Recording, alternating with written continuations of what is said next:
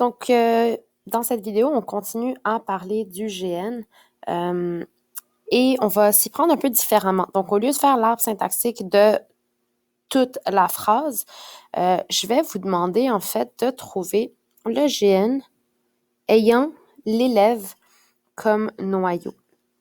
Donc, si vous voulez vraiment jouer le jeu, vous pourriez faire pause maintenant, essayer de le faire vous-même et ensuite voir, repeser play pour voir si vous avez la bonne réponse. Sinon, si vous êtes juste, si vous voulez juste voir c'est quoi la bonne réponse, vous pouvez juste continuer à jouer la vidéo. Donc, en fait, ce que je vous demande, c'est de déterminer c'est quoi le GN qui a élève pour noyau et ensuite de faire l'arbre syntaxique du dit GN.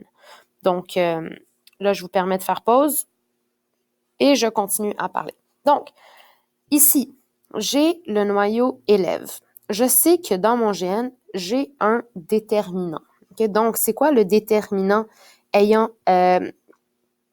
donc, allant avec le nom élève, ben, c'est le L' qui est là. Ensuite, il faut que je trouve les expansions. Donc, qu'est-ce qui vient compléter le mot élève? Donc, c'est quoi les compléments du nom élève? Ben, j'ai bavard et de la classe voisine. Là, il faut se demander, est-ce que c'est la même expansion ou ce sont deux expansions différentes? Pour ce faire, il faut vraiment que vous vous demandiez. Bavard, ça complète quoi? Ben, ça complète élève.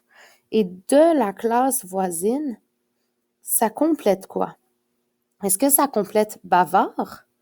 Est-ce que c'est de la classe voisine qui complète bavard ou plutôt, est-ce que de la classe voisine, ça complète élève? L'élève de la classe voisine. Eh bien non, de la classe voisine, ça complète élève. Donc, ce n'est pas dans le même groupe que bavard. Parce que si c'était dans le même groupe que bavard, ça voudrait dire que ça, là, c'est le complément de l'adjectif ici. Ce qui n'est pas le cas. C'est le complément du nom. Donc, vous devez le mettre vraiment là, sur la même ligne que le nom. Donc, ici, on a un complément du nom bavard, un autre complément du nom de la classe voisine. Donc, ce sont les expansions de mon nom. Il y en a peut-être parmi vous qui auraient mis le A là-dedans. Donc, vous m'auriez dit, ben le GN, c'est à l'élève bavard de la classe voisine. C'est pas bon, c'est faux, parce que le A, ici, c'est une préposition.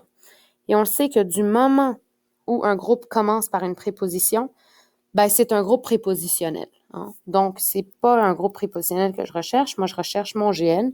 Donc, mon GN ayant élève pour noyau, c'est l'élève bavard de la classe voisine. Maintenant, on va l'analyser. Donc, on fait 4 branches. 1, 2, 3, 4. Donc, 1, 2, 3, 4. On a le déterminant, le nom. Bavard, ici, on a un groupe adjectival et on a un groupe prépositionnel de la classe voisine. Donc, mon déterminant, je le descends, le L'. Le nom, je le descends, élève. Mon groupe adjectival, c'est bavard. Et mon groupe prépositionnel, c'est de la classe voisine. Donc ici, là, vous remarquerez que quand on va analyser notre GN, mon GN, il est formé ici d'un déterminant, plus d'un nom, plus d'un groupe adjectival, plus d'un groupe prépositionnel. Et mon groupe adjectival est le complément du nom. Et mon groupe prépositionnel est le complément du nom. Ils sont tous sur la même ligne. Okay? Ça, c'est important là, que vous puissiez visualiser ça. Que le groupe prépositionnel, il ne complète pas le groupe adjectival. Il complète le nom, le noyau du groupe dont il est l'expansion. En fait, je vais vous laisser ça là. Donc, ensuite, bavard, ben, le noyau, c'est l'adjectif. Hein? L'adjectif. Et je vais le baisser. Bavard.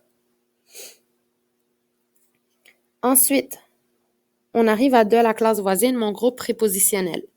Ben, il faut que je trouve le noyau, la préposition, de, et l'expansion, la classe voisine. Donc, je fais 2 branches ici. Préposition. Et la classe voisine, c'est quel groupe? c'est un groupe du nom parce que le noyau, c'est classe. Donc, ma préposition, je la baisse de...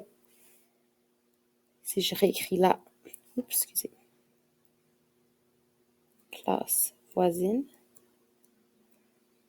je fais une petite boule en dessous de mon noyau, le déterminant un cercle, voisine une petite ligne de même, 3 branches, déterminant, nom, groupe adjectival, voisine, hein, c'est un groupe adjectival, la classe. Ici, je réécris voisine. Je mets mon adjectif. Et voilà, voisine. Là, on a dit du moment où on a des groupes, on a des fonctions. Moi, ce que je vais vous demander, c'est d'établir la fonction des groupes en lien avec le groupe du nom. Hein? Donc, ici, là, on sait que ça, c'est un GN, mais on ne fait pas le GN pour l'instant. Donc, je veux la fonction du groupe adjectival, du groupe prépositionnel et du groupe adjectival ici.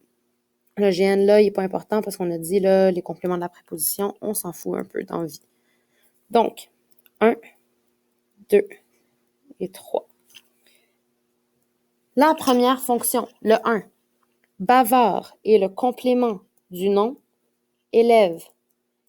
Ça complète le nom élève. Le 2, le groupe prépositionnel de la classe voisine, c'est le complément du nom élève, encore une fois. Et finalement, le 3, voisine, c'est le complément du nom classe. Parce que toutes les expansions du nom ont la même fonction, être complément du nom. C'est la seule et unique fonction. Okay? Donc, voilà pour